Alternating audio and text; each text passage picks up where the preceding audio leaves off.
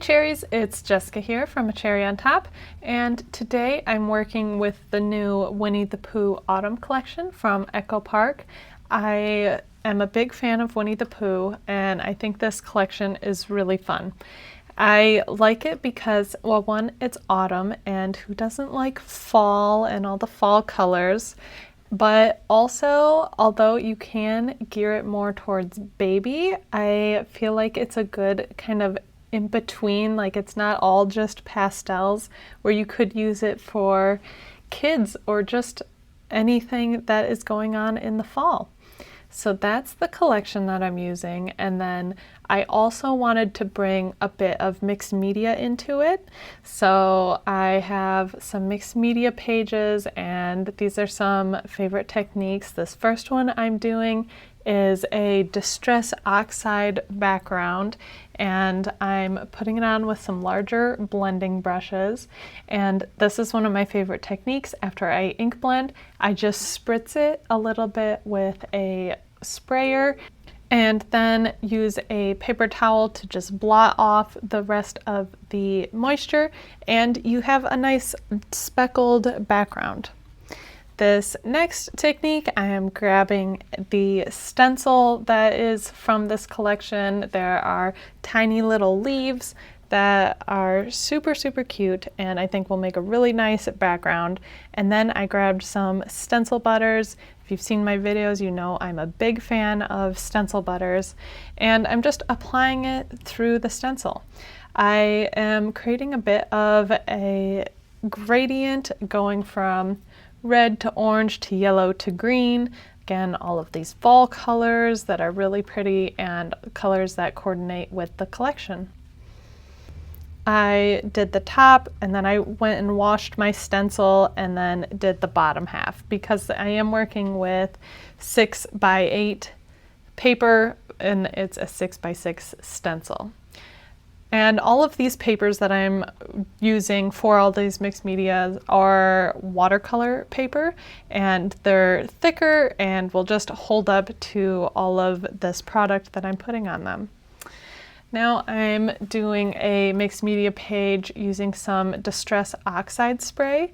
At first I thought this was way too colorful, but then I grabbed the white Dina Wakley Media Gloss and sprayed it all on top, and that toned it down enough for me to actually become one of my favorite pages that I created. That's something I love about using mixed media. You never really know what you're going to get, and if you don't like it, just keep layering on top, and you might like it at the end. Now I'm trying to use up some of the product that was left on my cherry mat here, and spraying and then adding some water and just dabbing my pages in there. And now I'm going to start working with some of the cardstock from this collection, and I know I want to create some fold-out pages and some pocket pages, so that's what I'm starting with. And I'm starting with these pages because I want to make sure that the cardstock that I choose will work for it. Like, I need cardstock that I like the look of on both pages, like front and back. So this first page that I'm doing has a fun flip out element, and I'm using one of the page protectors that came with the album as a template. So it shows me how big to make it and what size, where to cut the holes. And so I cut it to size, and then I just folded over the lengthwise, just folded it over where I scored it, and that was super easy. Now I'm creating a pocket page. So again, using my page protector as a template, and I'm scoring along the base of this page. And just like that, you can see how it's going to turn into a pocket. And again, punch in the holes where the holes are on my template. So you can make as many of these or as few of these as you want. I decided to make enough to have one of these pages every other page. I think it helps break up the album a little bit. A lot of it is all in that page protector, so it's nice to just have a visual break and something a bit more tactile that you can feel. And a pocket is always great because there is always going to be some sort of ephemera, whether you're going to the movie theaters and have a movie ticket, you can throw it in the pocket.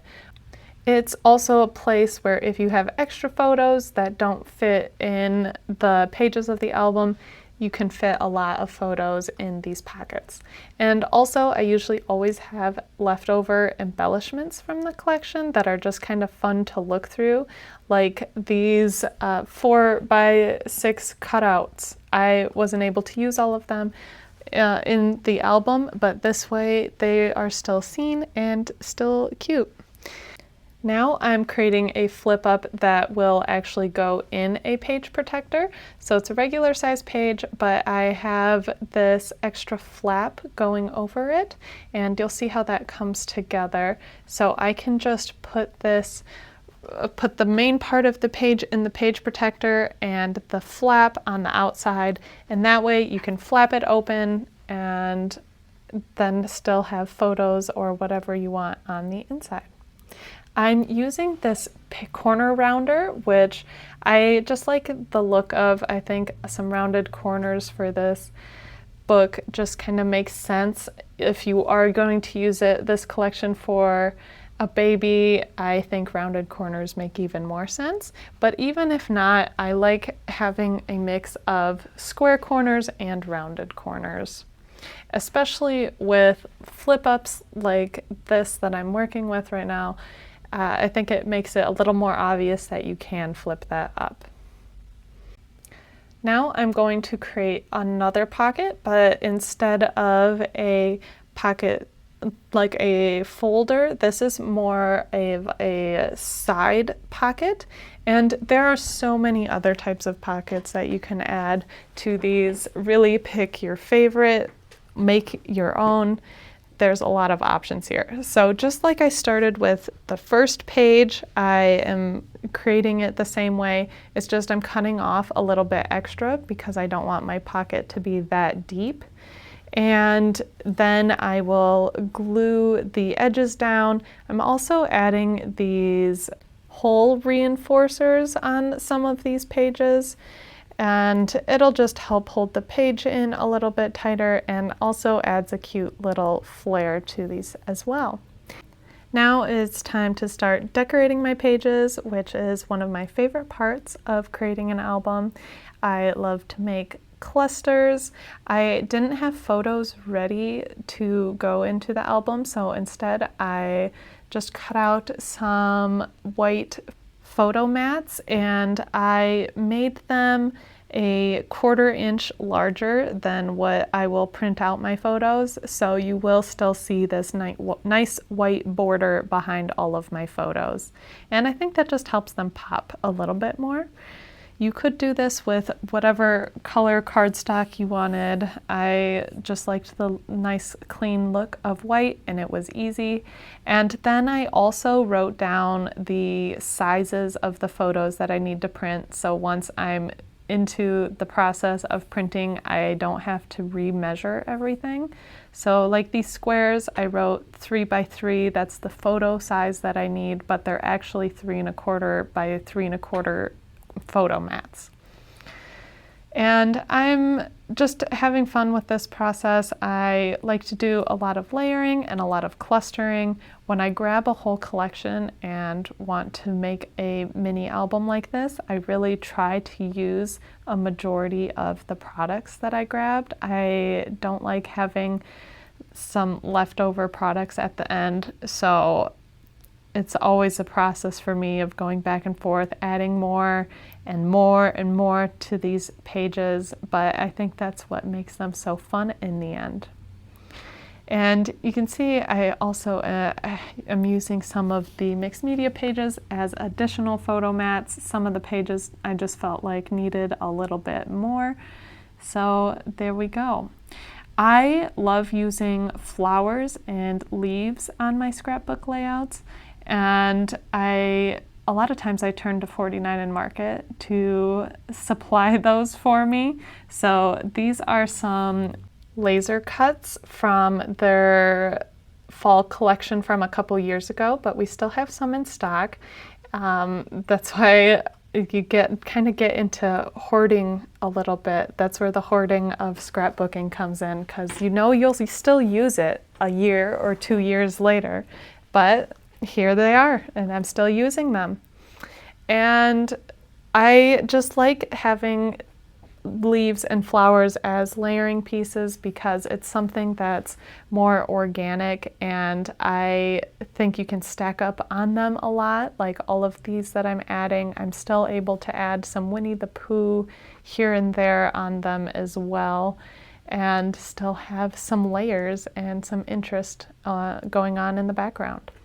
And also just adding some pumpkins are really cute as well. Some of these embellishments I'm popping up on some cherry foam dots, and that's just to give it a little dimension and help make this album a little chunkier, because I love a chunky album. My last step with all of my pages, I went through and did this on all of them, was to add some splatters. I think this just ties the book together. It helps push that mixed media look that I really wanted. And I'm doing this by watering down some white acrylic paint. And you can also add some splatters using the spray bottles. I did some of the pages with this green distress. And I don't spritz it from the top sprayer because that's too forceful. I unscrew it and just dab it over my page. I try to first take out the majority of it by dabbing it inside the bottle, and then I'll splatter it outside onto my page. And I think once you see all of the mixed media pages, all of the cardstock pages, all of the spritzes and sprays and splatters, I think you'll see it kind of works out and is pulled all together. I also like to add some ribbon at the end, just on the outside of the page protectors. Again, it's just that tactile feeling of flipping through a mini album and having different textures to feel. I would love to know if you've created an album like this, or if any of these tips are things that you would like to create in an album of your own. And here's a flip through of the finished book. I have all my pages in here, all my mixed media, and I had a lot of fun with this project. Like I said, I'm a big fan of Winnie the Pooh. It's very nostalgic for me, and I think he's just so cute. So I had a lot of fun with this. And I want you to see how even if you didn't add any mixed media other than the splatters, how it really ties it together and still has that more painterly kind of fun look to it. A lot of my layering is more simple. I don't have a ton going on each page, just either 1 or 2 photos and some embellishment clusters, but I think it looks great all put together. So I hope this has given you some inspiration, and thanks for watching.